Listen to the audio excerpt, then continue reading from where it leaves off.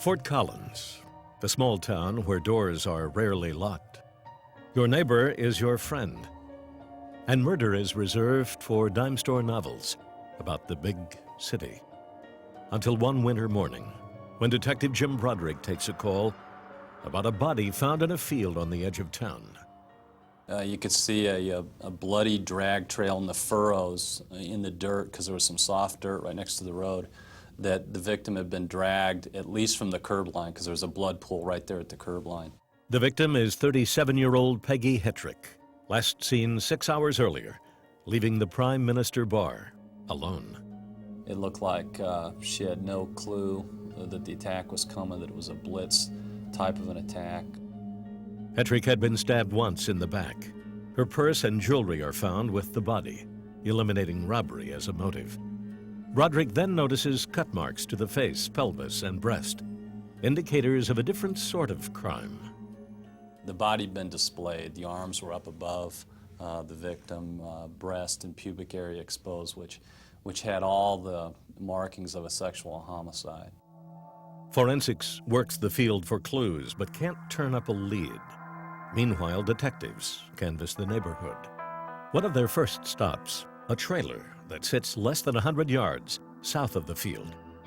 Inside lives Clyde Masters and his 15-year-old son, Tim. Clyde Masters said, "Hey, I saw my kid, Tim, go out the back door of the trailer, and he usually takes a direct line to where the bus stop is, but this time he diverted a little bit over more to the west, saw his son stand there for a few minutes, and then continue on to school." Detectives questioned Tim Masters at the Fort Collins High School. The sophomore admits he saw a body that morning, but did not report it. His explanation for not reporting it was that he thought it was just a mannequin and somebody was playing a trick. Inside the high school, Tim Masters is telling his classmates a slightly different story. He says he thought it was fake. He thought it was like this joke, dummy kind of thing. And he said that he got closer and realized it was a dead woman. And he didn't say much more after that. I mean, he was just kind of freaked out about the whole thing. The 15-year-old embroiders his story with a map, marking for his classmate the precise location of Peggy Hettrick's body. This document, along with the inconsistencies in his story, jumped Tim Masters to the top of Broderick's suspect list. You know, it's not making sense, and we need to focus on him. He lives right next to the crime scene. You know, he's comfortable in that area. Perfect opportunity under the cover of darkness to go out there and commit the crime. Broderick pays a second visit to the trailer Tim Masters calls home. This time, however, he brings evidence bags. Immediately walk into his bedroom, and there on his dresser he's got 7 knives, 6 of them survival knives, all sequentially displayed in real tight order. The coroner's report shows 2 different knives were used in the attack on Hettrick, a scalpel for mutilation and a larger knife for killing. In Tim Masters' bedroom, Broderick finds both types of knives. Neither, however, can be linked to the murder. The detective then digs further and discovers a shelf full of videos, magazines, and notebooks. All kinds of horrific drawings and you know, with dismemberment and all kinds of stuff in there. So at that time, obviously a little bit more clear that this is somebody we had to pay attention to. More than 15 notebooks full of the teenager's writings, as well as sketches depicting decapitation, death, and dismemberment. The volume and tone of the material raises a question for investigators. Are these the product of an overactive teenage imagination, or a window into the mind of a killer? On Thursday, February 12th, the day after Peggy Hettrick's murder, 15-year-old Tim Masters and his father are brought to the Fort Collins police station for questioning. Tim, Clyde, I wonder if either one of you would have any concerns or problems if I talked with Tim alone. No, I don't. Is that okay with you, Tim? Yes. You sure? And that's all right with you? Yeah. Okay. For the next 6 hours, investigators take turns questioning the 15-year-old. Each has a different approach. I know it's just eating you up inside. I know it is. I know that it's really bothering you because you didn't mean for this to happen. I'm worried about being accused of something I didn't do. Tim, you and I know that that's not the case. You and I both know that you were involved in this. Doesn't help to deny it. One woman reaches out to hold the boy's hand while asking him to reaffirm his guilt. I didn't do it, so yes, you did. Okay. A third tries a more aggressive tactic. She's dead. Can you dig what I'm saying? Yeah. Tim Masters sticks to his story and maintains his innocence. The investigators then switch gears and ask if he will submit to a polygraph. Yesterday, did you murder that girl? No. Other than what you've told me during your entire life, did you ever even once hurt anyone? No. Are you the one who stabbed that girl? No. Tim Masters fails the polygraph. Test results that are inadmissible in a courtroom.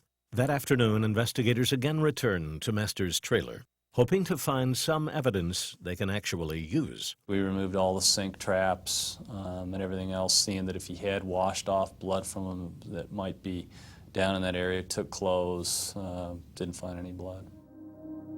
Detectives feel they have found their killer, a 15-year-old high school student. With no physical evidence tying Tim Masters to the scene, however, they can't make a case. In time, the investigation into the Hettrick murder goes cold. In 1987, Peggy Hettrick was dragged into a field where she was sexually mutilated and murdered. Suspicion quickly enveloped Tim Masters, a 15-year-old who lived in a trailer bordering the field and claimed to have found the body. The foundation for that suspicion was laid by knives found in the boy's room and over 15 notebooks full of violent drawings sketched by Masters. What happened between you and her? Nothing happened between me and her. 6 hours of interrogation failed to produce a confession from the 15-year-old, and the case, frustratingly, went cold.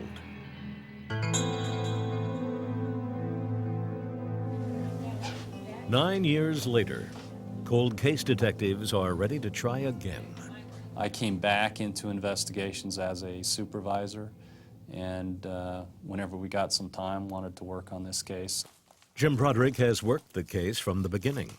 When he reopens the Hettrick files, the detective is faced with the same forensic evidence as in 1987. None. Broderick turns his attention to the psychology of the crime. He reviews the file with Dr. Reed Malloy, an expert in the pathology of sexual homicides. Lieutenant Broderick provided me with approximately 2,200 pages of drawings and narratives produced by this young man before and immediately after the sexual homicide. This is a voluminous amount of material. In my 18 years of doing this kind of work, I have never seen such voluminous productions by a suspect in a sexual homicide. And that tells us that he was preoccupied with sexual violence, with sexually sadistic images, with images of domination and degradation of women, and he was also fascinated by knives. Dr. Malloy concludes that Tim Masters lived in a fantasy world, one filled with violence, most of it directed toward women. At some point, according to Malloy, that world became Tim Masters' reality, and Peggy Hettrick became his victim. Malloy's insights jumpstart the investigation. Broderick now believes he has the motive and enough probable cause to seek an arrest warrant. He takes his case to Fort Collins District Attorney Terry Gilmore. There's really two things as a prosecutor. I want to be absolutely sure that I'm convinced the person committed the crime, and then two, that we have sufficient evidence to try to convince a jury. I probably would have to say I was convinced from the very beginning that he was the killer.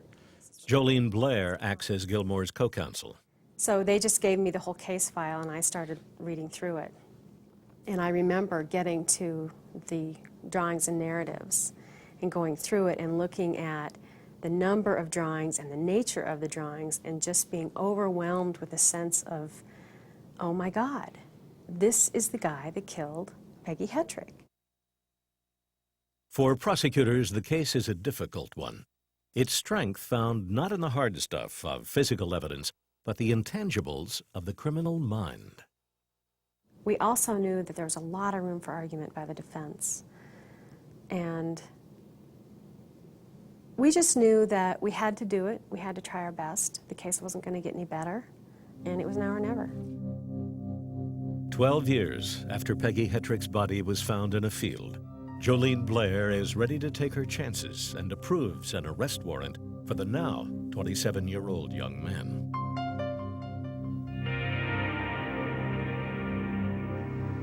On the morning of August 10th, Broderick and fellow detective Marcia Reed enter Masters' home.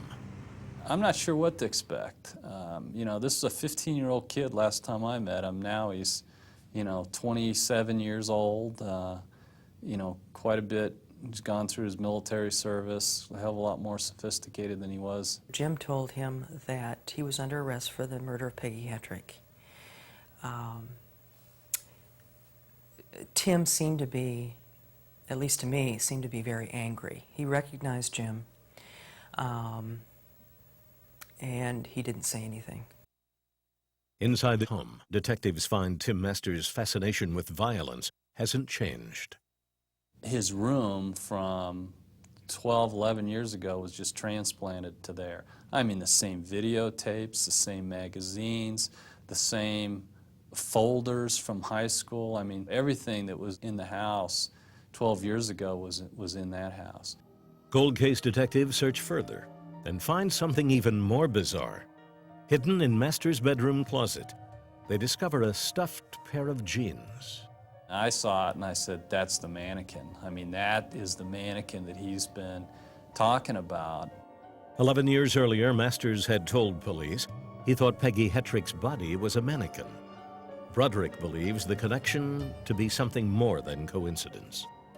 The mannequin was homemade. It was stuffed with either clothing or some sort of filler. It had a pair of shorts on, and then there was opening in the crotch area. So we took that back and had it analyzed, and sure enough, there was semen on the panties, which shows that, he was kind of using that as a masturbatory, again, with the fantasy. Guy hasn't changed. He has refined some of his characteristics, but the fantasizing was still there. The reliving was still there. And his feelings about death and destruction were still there. It's Timothy? Yes. And do you have a middle name, Tim? Lee. In 1987, 15-year-old Tim Masters was brought into a police station for questioning. 11 years later, Masters is brought in a second time. His appearance has changed dramatically, but the questions remain the same. What I'd like to get at and give you the opportunity is to talk about why this happened. I already got some ideas that I want to run by you, okay? It's up to you whether you want to talk to me or not. No, I'm a lawyer. You want a lawyer? Sure. Masters refuses to make a statement. He is arrested and brought back to Fort Collins for trial.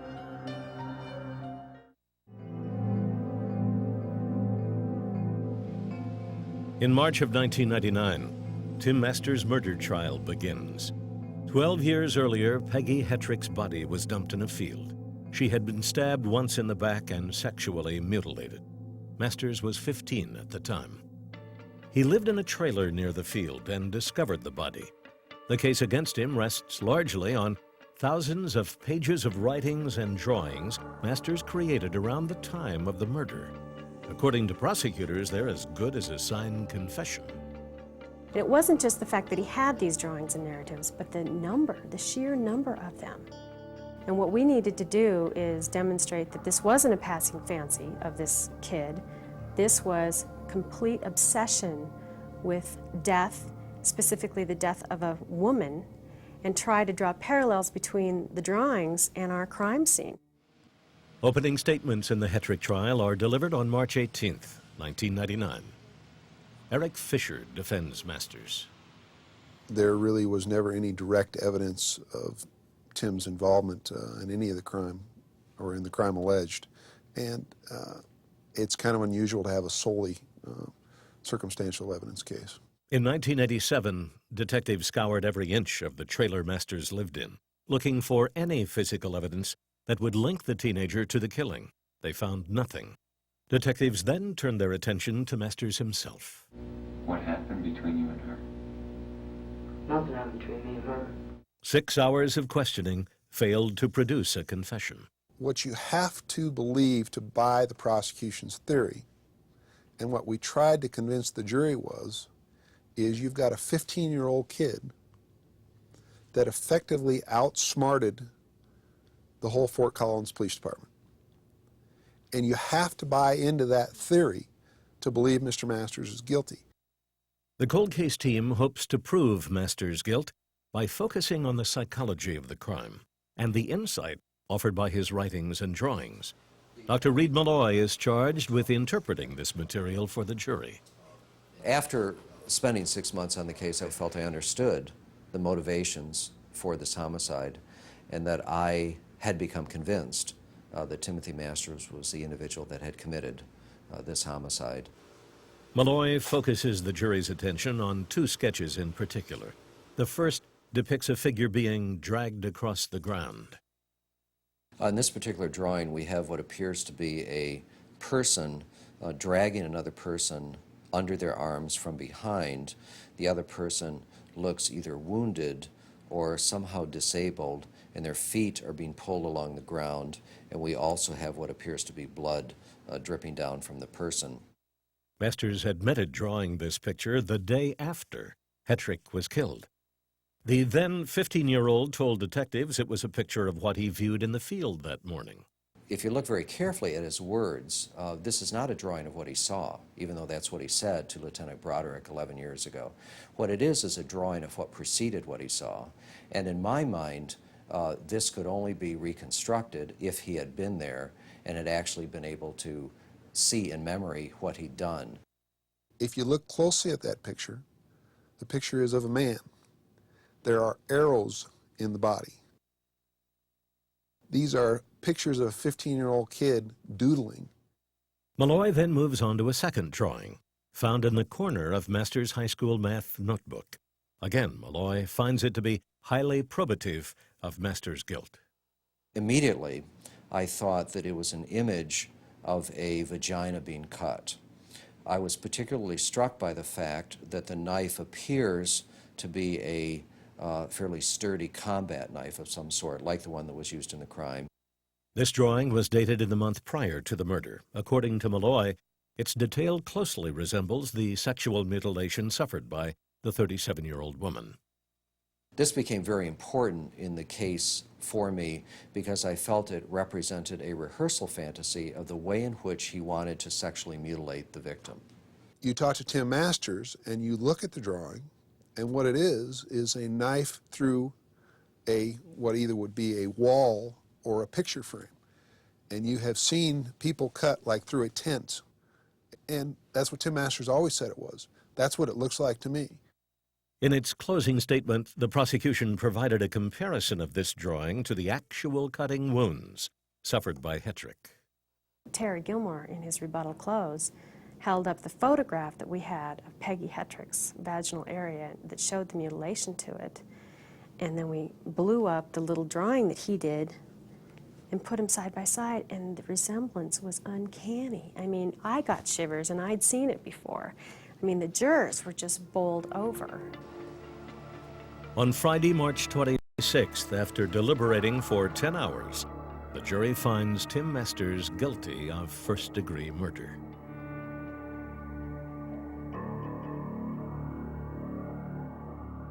Today, Masters is serving a life sentence at a medium security prison in Colorado. With no physical evidence linking him to the crime and no witnesses, the case against Masters rests almost entirely on his drawings and the powerful insights they offer into the criminal psyche. Defense attorney Eric Fisher couches the issue a bit differently. He believes Tim Masters is in jail not for what he did, but for what he drew. You paint somebody as violent, and a jury they can't get over it. That's a natural human reaction. Do I want to take a chance and let this person out on the street? Or do I want to say, well, there's a good chance he did it, even though they didn't prove it beyond a reasonable doubt. Let's not take the chance. He's just too violent, and we're going to lock him up. The most compelling argument for me was, who else could it possibly be? Nobody else had a motive. Nobody else had the opportunity. Nobody else had the weapons. This is the guy.